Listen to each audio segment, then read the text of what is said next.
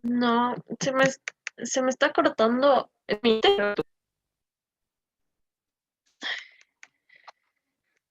¿Me escuchas ahí? Sí, Ya verás.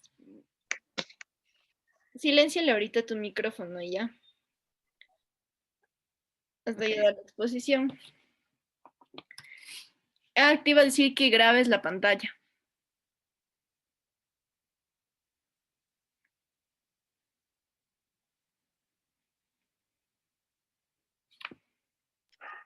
O sea, pongo a grabar o grabo la pantalla. O sea, sí, sí, ponle grabar. Solo tú puedes grabar. Entonces, ¿y puedes grabar la pantalla? Solo tú puedes grabar. No, Ya no, a ver, déjame ver una cosa. Ya, ¿estás viendo mi pantalla? sí. Ya. Ahora silénciale tu micrófono y ya al rato que acabe tú enciendes y yo apago el mío ya.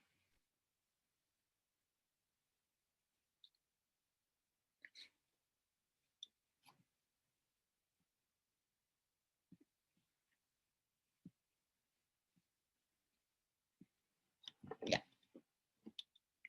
Bueno, en nuestro grupo les vamos a hablar sobre la opinión consultiva 0C-1699 del 1 de octubre de 1999 solicitada por los Estados Unidos mexicanos, el cual nos va a hablar sobre el derecho a la información sobre la asistencia consular en el marco de las garantías del debido proceso legal. Las integrantes es mi compañera Antonella Mesa y mi persona Alejandra Soto. El tema que yo les voy a explicar lo vamos a dividir en dos partes.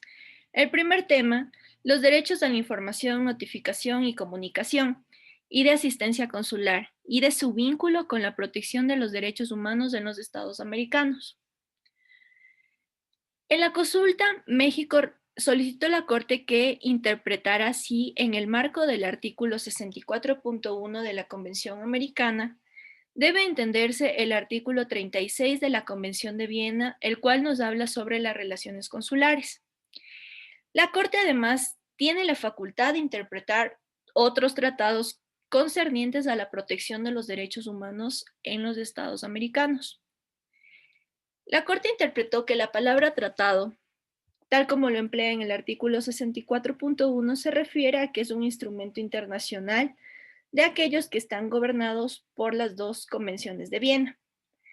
La primera, la Convención de Viena sobre los derechos de los tratados de 1969 y la segunda, la Convención de Viena sobre el derecho de los tratados entre estados y organizaciones internacionales de 1986.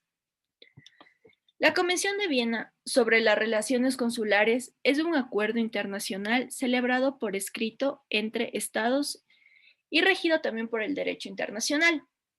En ella son parte los estados miembros de la OEA, con excepción de dos miembros, que es Belice y Nivis.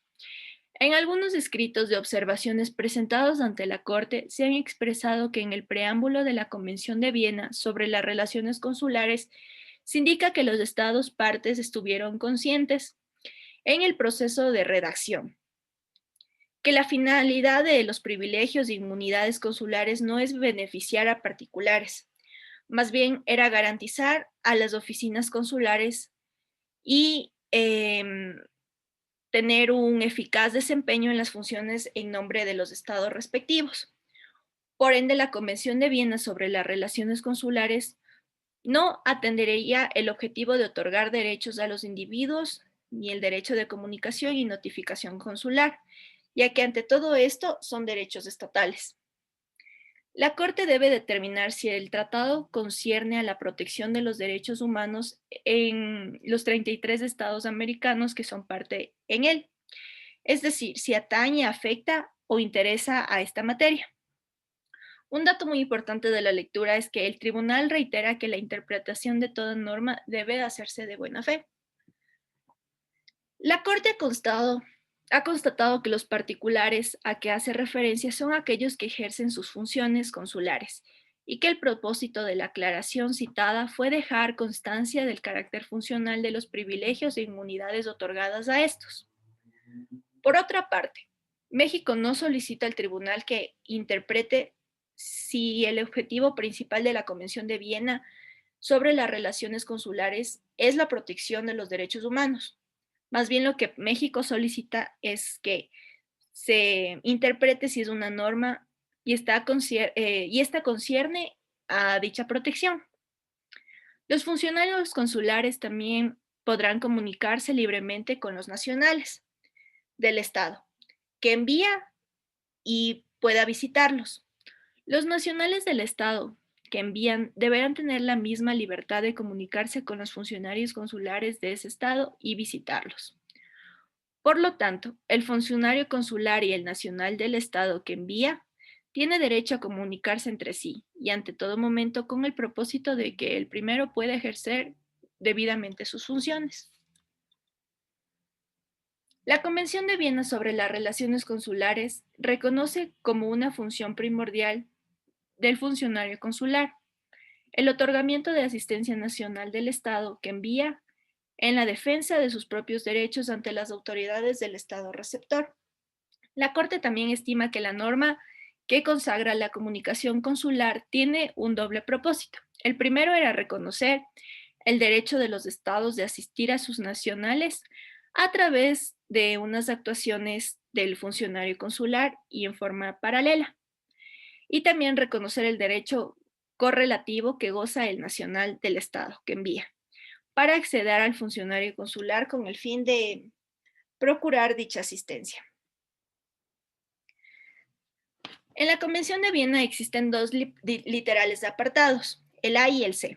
En el artículo 36.1, el cual nos habla sobre las relaciones consulares, hace referencia a la asistencia consular en una situación particular, que es la privación de la libertad. La Corte estima que estos apartados requieren análisis separado, ya que estos literales nos dicen que el derecho a solicitar y obtener que las autoridades competentes del Estado receptor informen a la oficina consular competente sobre su arresto, detención o puesta en prisión preventiva. Y también el derecho a dirigir a la oficina consular competente cualquier comunicación para que ésta sea la que transmita sin demora.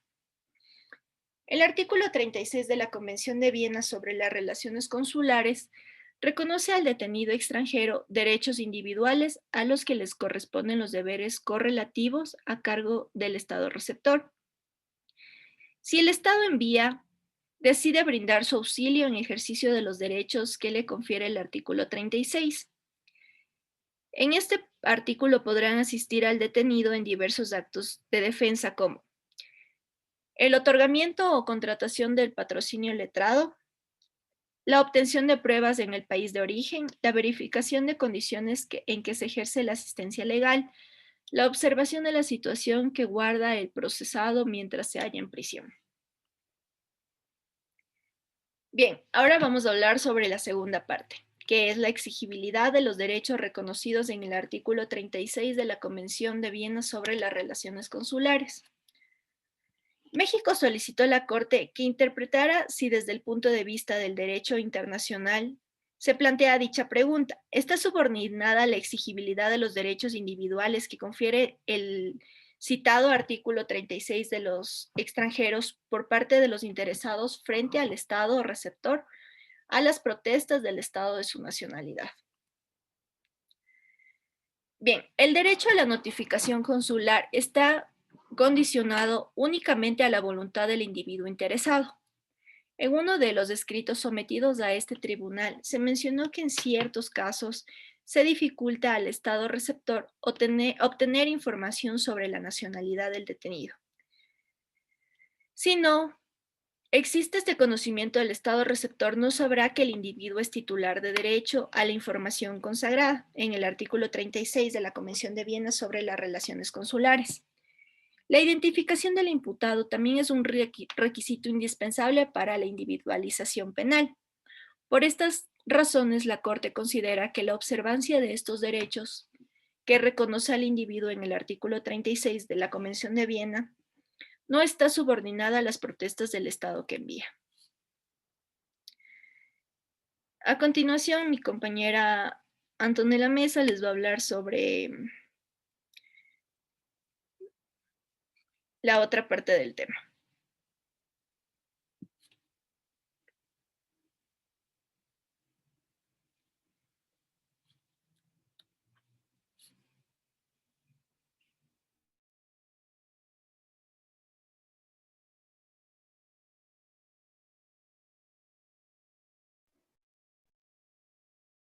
Ya. Ale, si le puedes poner en la diapositiva 11.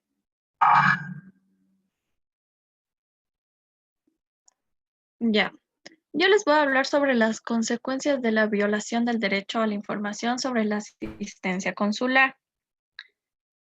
Bájale.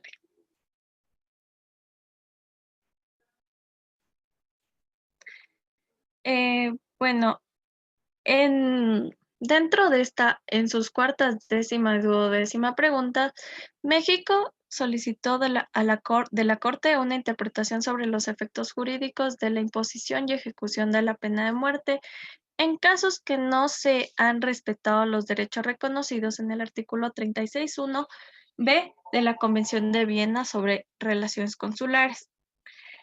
Primero, en la relación con la Convención de Viena sobre relaciones consulares, en este nos dice que desde el punto de vista de derecho internacional y tratándose de personas extranjeras, ¿cuáles deberían ser las consecuencias jurídicas respecto a la imposición y ejecución de la pena de muerte ante la falta de notificación que se refiere en el artículo 36.1b?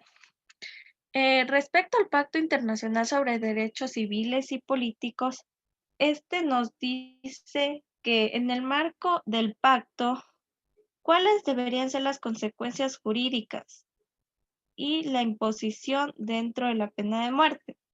Y respecto a la Carta de la OEA de la Declaración Americana de los Derechos y Deberes del Hombre, nos dice que tratándose de personas, también nos hace referencia a la misma pregunta, que es cuáles deberían ser las consecuencias jurídicas respecto a la imposición y ejecución de la pena de muerte.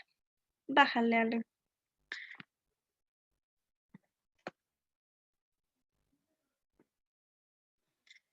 Bueno, de aquí no se desprende con claridad si éste solicita que la Corte interprete los efectos de la omisión por parte del Estado receptor de informar al detenido extranjero de los derechos que se confiere el artículo. También la Corte interpreta que la solicitud se circunscribe al primero de los supuestos citados, es decir, a la fase de información al detenido sobre los derechos que se le reconoce el artículo.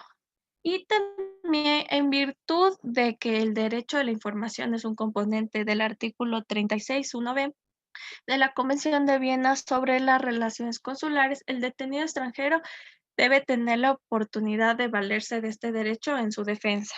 Cámbiale.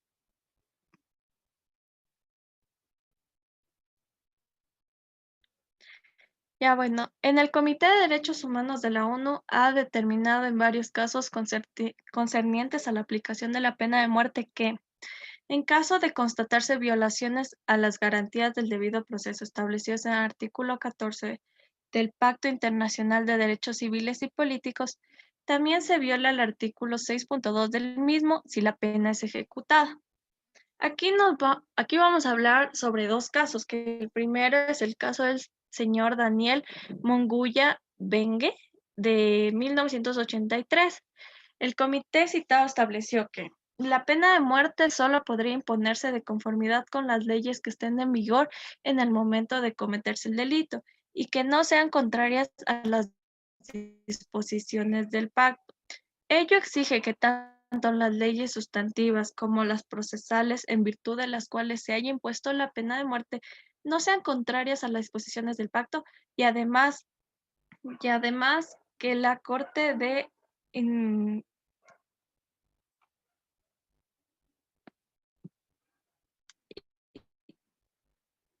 Perdón, se me fue el internet. Si le puedes bajar, Ale, por favor.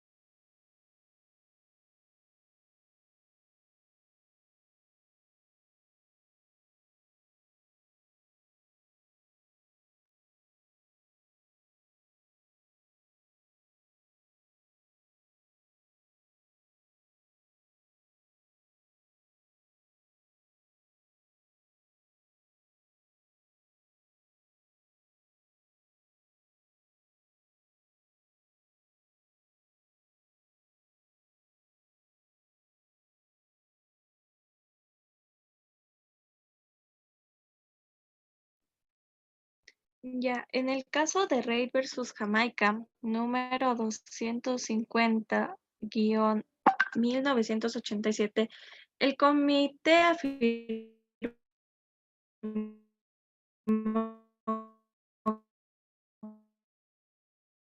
que la imposición de una sentencia de muerte como conclusión de un juicio en el cual no se habla del artículo 6 del mismo. Por esta razón se debe determinar si el derecho internacional de los derechos humanos otorga efectos especiales al derecho a la información consular en esta hipótesis. Y además, tanto en el artículo 6 del Pacto Internacional de Derechos Civiles y Políticos como el artículo 4 de la Convención ordenan estricta observancia del procedimiento legal y limitan la aplicación de esta pena a los más graves delitos. En ambos instrumentos existe, pues, una clara tendencia respectiva a la aplicación de la pena de muerte hacia su expresión final. Pásale, a la última.